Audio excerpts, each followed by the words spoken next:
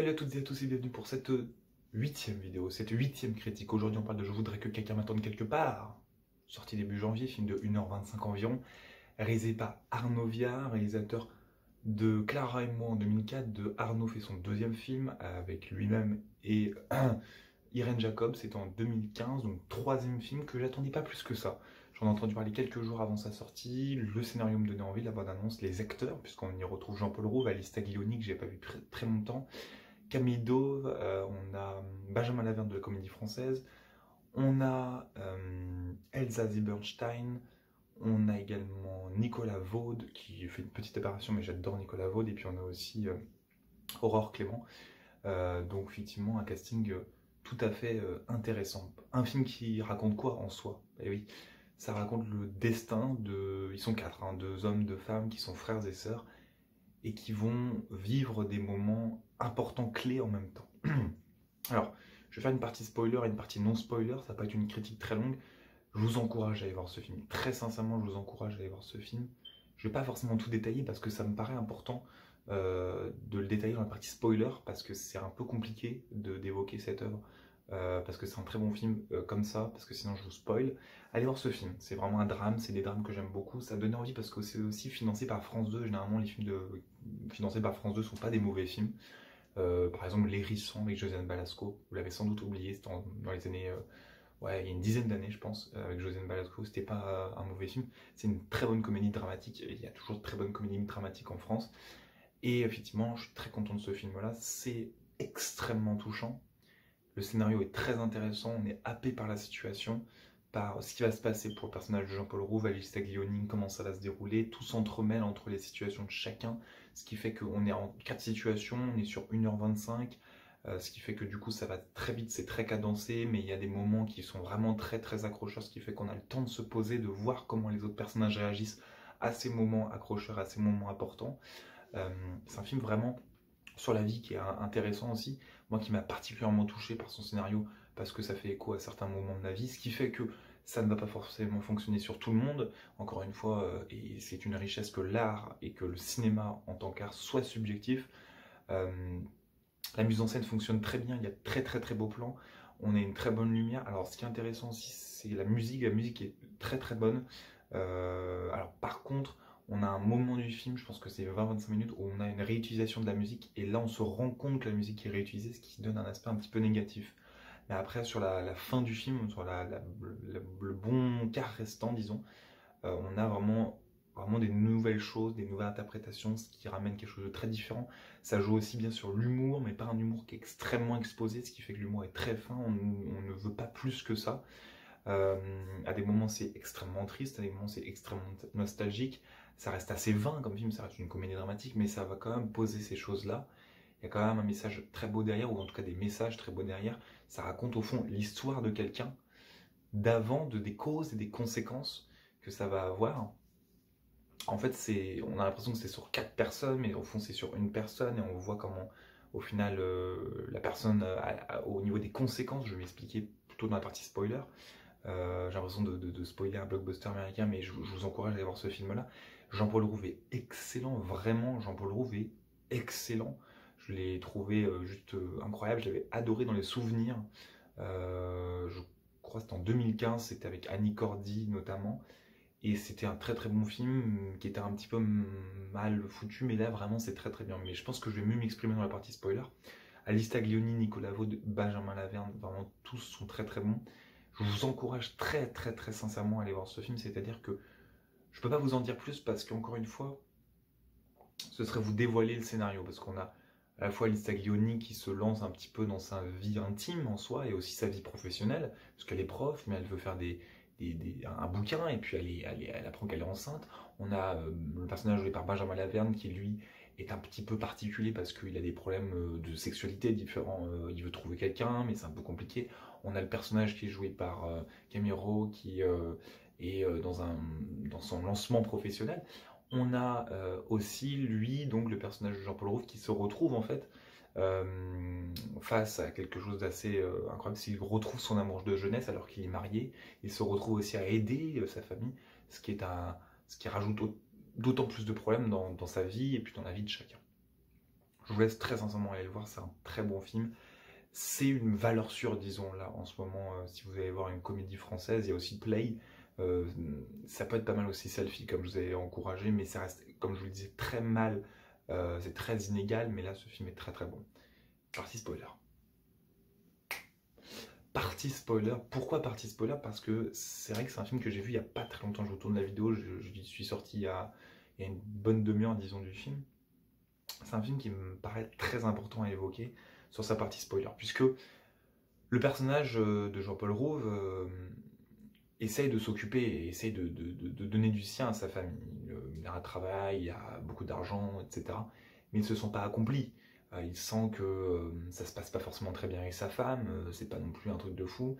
Et puis avec sa famille, les liens ne sont pas non plus incroyables. Avec sa mère, on voit que il sombre peu à peu, qu'il n'y a pas forcément un lien très fusionnel. Le dernier appel avec elle, puisque donc il se suicide, hein, et c'est vrai que la scène du suicide est très particulière parce que on ne se rend pas compte, mais c'est d'une vitesse et surtout on s'en doute pas en fait, vraiment on s'en doute pas parce qu'on se dit pas ce personnage va être amené à ça et va aller dans cette direction-là.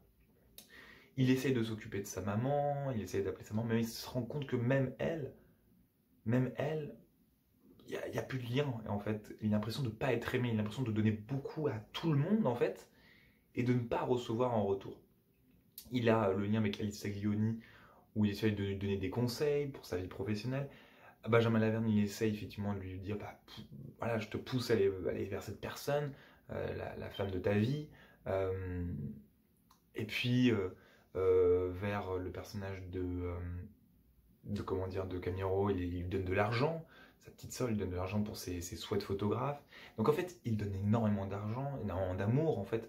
Mais ça reste effectivement un amour qu'il ne reçoit pas d'amour. C'est-à-dire qu'il ne reçoit pas d'amour. Il donne à sa femme, mais il se rend compte que c'est pas ce qu'il faut. Il a l'impression de ne pas être aimé. Même chose avec ses enfants, avec ses frères et sœurs. Il a l'impression voilà, qu'il n'y a rien. Il essaie d'aller au Mont Blanc avec son frère, sauf que lui ne veut pas. Il apprend qu'il ne veut pas. C'est très particulier. Il a l'impression d'être aimé par personne en fait. Et avec déjà ça, et puis il retrouve son amour de jeunesse, Elsa Bernstein, mais il se sent confronté à sa maladie, elle a le cancer, ce qui fait que la seule personne, disons quasiment la seule personne qui l'a aimé, qui est jouée par Elsa Bernstein, et ben en fait c'est très compliqué parce qu'il se sent peu à peu proche de la mort, parce qu'il se dit personne m'aime, mais elle m'aime, mais c'est compliqué parce que je me suis implanté dans une vie. Et d'un autre côté, je l'aime, elle m'aime, mais c'est compliqué parce que ça reste très inaccessible, parce que j'ai construit une vie, parce que c'est un amour du passé, et parce que aussi il y a la maladie qui fait que c'est compliqué. Et tout cet amour, on a l'impression qu'en fait ce film, c'est un peu le film sur ce personnage. Ça a beau développer d'autres personnages, au fond c'est son film à lui, c'est le film sur le personnage de Jean-Paul Rouve, parce que en fait, ça montre les faits et puis les conséquences que ça va avoir, parce qu'on va se rendre compte qu'effectivement il est toujours là, et qu'il va avoir un effet sur les personnages, sur la vie professionnelle de certains, sur la vie intime d'autres, ce qui fait que le personnage joué par Camero va être plus indépendant. On va avoir le personnage de Benjamin Laverne qui va s'accomplir dans sa vie intime, qui va beaucoup aller mieux, Alice Taglioni dans sa vie intime et professionnelle, ce qui fait qu'ils se rendent compte qu'en fait ils n'ont pas donné assez d'amour alors que lui en a donné, et que c'est que voilà, il était malheureux, tout simplement, il était malheureux. Et malheureux, c'était pas possible pour lui parce qu'il ne se sentait pas continuer, sachant que personne ne l'aime et que la seule personne qui l'aime va bientôt partir. Et c'est un film qui aborde plein de sujets, qui apporte aussi bien la nostalgie par la musique qui va être évoquée de quelques moments du film. C'est surtout ce côté très dramatique du film, parce que ça reste un film très dramatique, qui nous montre des situations assez, je dirais presque lambda de vie, de moments professionnels, intimes, familiales. Et en fait, tout est bousculé au final par un personnage qui essaie d'aider en fait les autres, parce qu'en fait on voit ces situations-là, mais il essaie d'aider sa sœur qui est photographe, en donnant des conseils aussi à ses autres frères et sœurs, mais il a l'impression de ne rien avoir, et il voit en fait qu'il n'y a rien qui revient en lui, en fait, il n'y a rien qui revient en lui, et que lui ne se sent pas bien, et que lui on ne l'aide pas alors qu'il ne va pas bien. C'est-à-dire qu'il ne va pas bien, mais il donne des conseils à des gens qui ne vont pas bien, et il n'a pas de conseils en retour, il n'a pas d'amour et de conseils par conséquent, parce que les conseils découlent de l'amour aussi. et d'une forme d'appréciation de la personne. Et donc, du coup, ils ne se sont pas aimés, ils se sont perdus, et c'est au moment de son suicide où on se rend compte, nous, en tant que spectateurs, que c'est un personnage qui est clé parce qu'il donne, mais qu'il n'a rien en retour, et qu'il se sent en fait pas compris, tout simplement, mal compris, incompris, hein. J'arrive pas à trouver mes mots. Et que c'était la seule solution, tout simplement. Je voudrais que quelqu'un m'attende quelque part, parce que il veut que quelqu'un... Je voudrais, c'est-à-dire que c'est un souhait, mais qu'il a l'impression que personne viendra vers lui. Et c'est intéressant, vraiment, ce propos-là, qui a un très très beau message, et aussi le message du cancer. Ça reste une comédie dramatique, mais comme je vous le disais, Jean-Paul Rouve est excellent, ça se détache de ses rôles banals des tuches ou des comédies françaises. Il est vraiment très très bon. Elsa Zimmerstein, j'avais trouvé excellente dans le Selfie, dans tous ces films, j'adore hein, Elsa Zimmerstein, je sais qu'il y en a beaucoup qui ne l'apprécient pas, mais là je la trouve aussi très très bonne dans ce rôle, très touchant, il retrouve son amour de jeunesse, mais il sent que c'est pas possible, et puis qu'il y a cette barrière de la mort aussi, que lui ne se sent pas heureux, tout simplement, et qu'il part, qu'il décide de se suicider parce qu'il est malheureux, et qu'on ne s'est pas rendu compte de son malheur, alors que lui se rend compte, et qu'il essaie d'aider les autres. Donc c'est un film qui est vraiment profond, qu'il faut voir, qu'il faut revoir même. C'est un film avec un beau message, avec une très belle mise en scène qui nous permet de décupler, disons, cette dramacité par l'image, ce qui est d'autant plus le but du cinéma. Et c'est vraiment un très très bon film, aussi je vous le disais, par la musique, etc. Je vous laisse sur ça, je vous encourage à aller voir ce film. Je voudrais que quelqu'un m'attende quelque part, d'Arnaud Viard, qui est inspiré, adapté, inspiré d'un recueil de nouvelles d'Anna Gavalda. Je vous embrasse et on se retrouve très très bientôt pour une nouvelle critique. Aimez, partagez, commentez, rendez-vous sur Twitter.